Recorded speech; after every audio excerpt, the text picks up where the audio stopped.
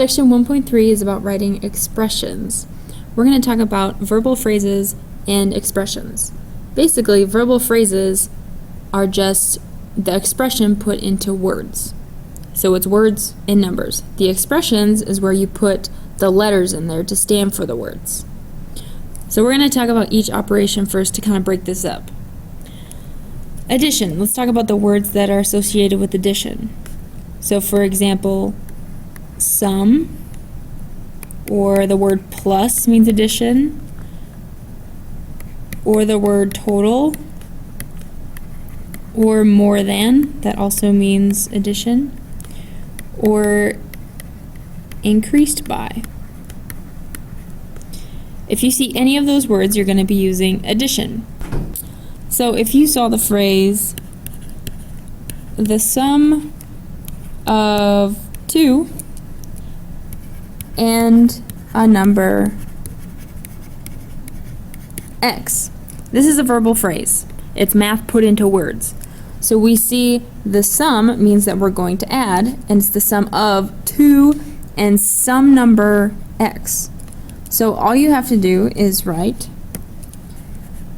2 plus x. That is the sum of 2 and x. You could also see something like a number n plus 7. Well, you have a number n plus 7, so plus meaning add, you just add n plus 7.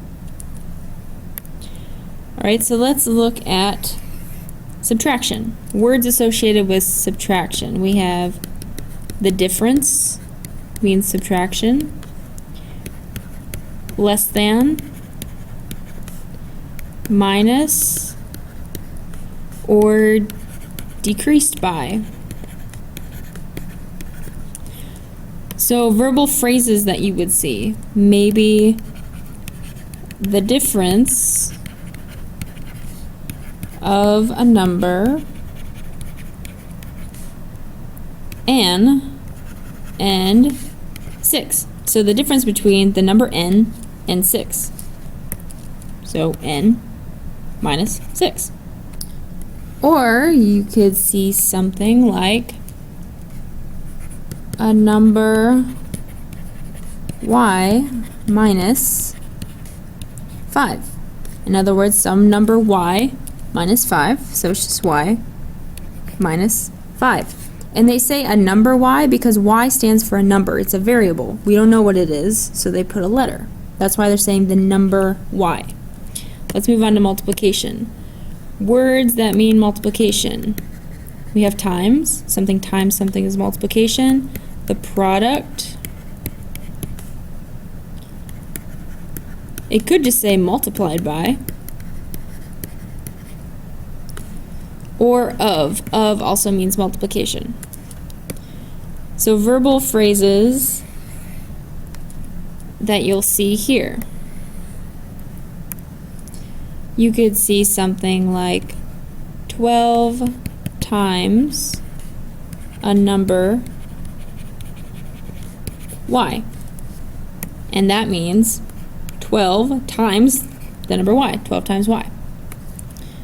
You could also see something like a third of a number x. Of means multiply. So we want a third of multiply the number x. So 1/3 times x. The last one is division. And words associated with division would be quotient, divided by, or divided into. Verbal phrases. You can have the quotient of a number k and 2. So the quotient of the number k and 2. So k over 2. So these are all your expressions over here in this far right column. And these are the verbal phrases that go with it. So basically we're just going back and forth from words to letters, words to letters. So let's work on a specific example. We have 7 less than the product of 3 and a number x. Now this one's a little bit confusing because right away you want to write, okay, 7 less than the product of 3 and a number x. But think about what it's saying. If it says 7 less than, if I had 5 cookies and you wanted 3 less than me, you would subtract 3. So if you want 7 less than something, you're going to subtract the 7. So you want 7 less than whatever the product of 3 and x is. And remember, product means multiply. So you're going to have 3 times x, and you want 7 less than that. So you're going to subtract 7 from it. So this is how you turn a verbal phrase into a math expression. So let's try the product of 7 and n divided by the product of 8 and y. So we want the product, multiply, of 7 and n. Product of 7 and n, 7 times n. All of that is divided by the product of 8 and y. The product of 8 and y would be multiply. So that is your answer. Let's do one more. 4 years younger than Sarah, and Sarah's age is S. So if I want 4 years younger than Sarah, if this is S is Sarah's age, it says it right here, and I want 4 years younger, I need to take away 4 years. So S minus 4.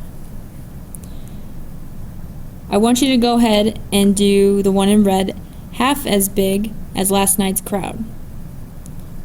So half as big. Think about if you're trying to get half, what do you have to do? Half as big as last night's crowd. And crowd can be C. Use C for crowd. So let's talk a little bit more about verbal models. A verbal model describes a real-world situation using math symbols. Basically what we just did. Except now it's a real-world situation, so there's lots of details going on. So when we take whatever's happening, and when we replace the words with variables and numbers,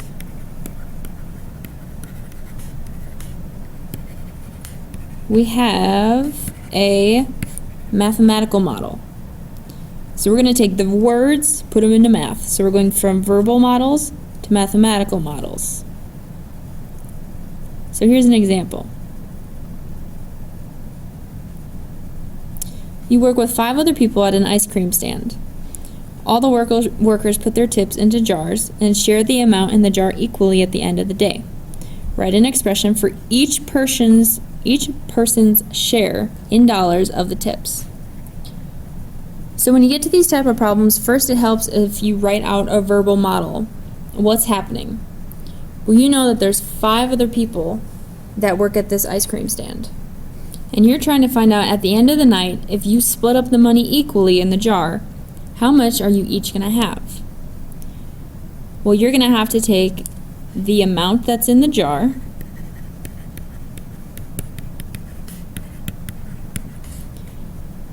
and then divide by the number of people. And then you'll get how much each person makes. So this is your verbal model, it's just writing it out in words. Then your mathematical model or your expression is when you take those words and you make them into letters and numbers. So start out with the amount in the jar. Do we know how much is in the jar? No, we have no idea how much money is in the jar. So that means it's going to be a letter. So you can make it whatever you want. I'm just going to make it an A. You can make it J, R, whatever. So this is how much is in the jar. Divided by the number of people. Well, how many people are working at the stand? It's you and 5 other people. So you're going to divide it by 6. So this is your answer. The question says, write an expression for each person's share in dollars. Well, if you take the amount in the jar and divide it by 6, you'll get that, and this is an expression because it has a variable and a number. Let's do one more. Sometimes it helps to draw a picture, and in this case, that'll help a lot because you have a piece of ribbon k feet long that is cut from a ribbon that's 8 feet long. So you have this ribbon that's 8 feet long, and you cut some piece of it that's k feet long. We don't know how long it is because it's k feet. It wants you to write an expression for the length in feet of the remaining piece. So it wants some expression that'll give you what's left over. So if the whole thing is 8, to get what's left over, just subtract k, and that's it. The last thing I want to mention is a rate. And a rate is a fraction that compares two quantities measured in different units. So they're different units, but you want to compare them, so you put them as a rate. And in this case, we're going to use fractions for our rates. So we have a car that travels 110 miles in 2 hours. Find the unit rate. A unit rate is when the bottom of your fraction is 1. So if you want to make a little note, it's when in your fraction your denominator is 1. So if we want to make this a rate, we compare them, you put them in a fraction. And I want you to keep your label with the number. Label always with the number. If not, it's going to be wrong. So keep miles, 110 miles over 2 hours. So you have to think, to get a unit rate, you want the denominator to be 1. So what do you have to divide this by to make it 1? Well, you have to divide 2 by 2 and you'll get 1. So you're going to divide both the top and the bottom by 2, because whatever you divide the bottom by, you have to do to the top. So you look at the bottom, think about how can I make it 1, and divide that on the top and bottom.